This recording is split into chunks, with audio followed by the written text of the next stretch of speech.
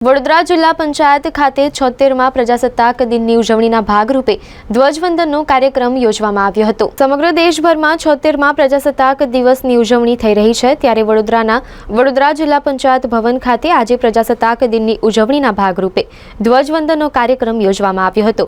વડોદરા જિલ્લા પંચાયતના ઉપપ્રમુખ અશ્વિન પટેલ વકીલના હસ્તે ધ્વજવંદન કરવામાં આવ્યું હતું।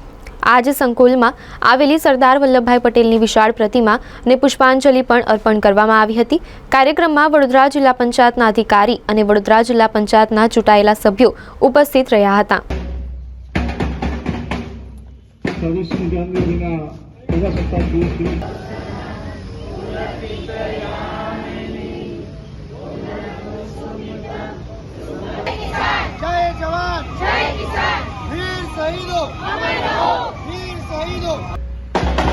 ભારતના રજવાડાઓને એકત્રિત કરવા માટે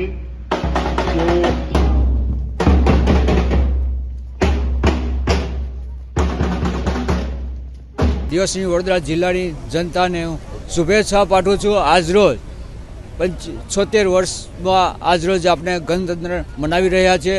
આ દિવસે ડૉક્ટર ભીમરાવ આંબેડકર સાહેબે આપનું સંવિધાન તૈયાર કર્યું હતું અને એ સંવિધાનનો અમલ આજ 75 વર્ષ પહેલાં થયો હતો અને એ સંવિધાન એ ભારતનો કાયદો છે અને ગણતંત્ર એટલે કે ગણ એટલે પ્રજા, પ્રજા એટલે દેશ અને રાજ્ય, તે પોતાની સત્તા ચૂંટેલા પ્રતિનિધિ તરીકે નક્કી કરવામાં આવે છે અને તે દિવસથી આપણી સત્તા મળી હતી।